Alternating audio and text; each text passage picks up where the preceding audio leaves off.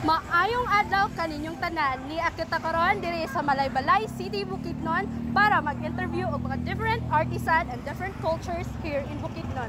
Dali na, kuyog ta! Here in Kaamulan, a group of artisans offers a unique experience which is henna tattooing. These temporary tattoos, known for their intricate designs, glaze the skin with beauty that lasts 2 to 3 weeks.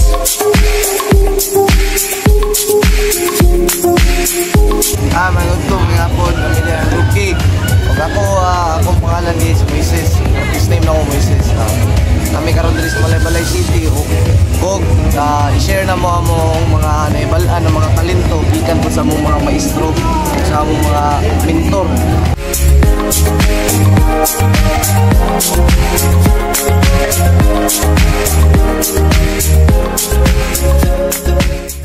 May hapon din sino kaya kaya? May hapon din sa inyo. Parang convent mo nag-start ka rin business na Actually, start ko way back 2022. 20 year ago na. Gikan ko paglaya ato, laya ko. Na-inspire ko sa mga amigos. Especially mentor na ako, na-inspire ko sa mentor. Ay tabangan ko niya nga nituluan ko niya mga crafts. So, asagin mo na location diyan. Kami taga Davao del Norte, all the way from Tagum City. Dira jud ko nag-originate as a craftsman. Ano yung hometown na ako na. So, dira ko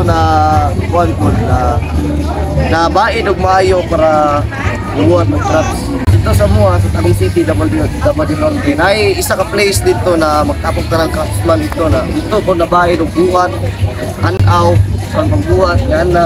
Dito ko na baid og baid. So, kung saan po yung naka-unique sa inyong produkto? Naka-unique sa mong produkto is blood, sweat, and tears o oras ang mong di-manage ani para mabuhat lang natin siya na product. Kailangan naman siya oras. Ang pagbuhat na dili ingon na buhat-buhat lang, kinasing-kasing yun ang muna pagbuhat. Anong mga yung gipiling nga pa dyan buhat sa hanggang? Ang number one reason na ilan yung sa the way na buhat sila lahat yung technique. Di pare sa mga kami po mo buhat po may ganyo po sila kay lahat po mo technique. Sila po mo buhat may ganyo po may lahat technique ana ba. Lalayog pangoto, lalayog diskarte ang craftsman gud. Lahat sila diskarte. So, ano pa yung mga sa mga picture na gusto ko inanin magkakakat kasi Paras ko sa mga future na starting of crafts.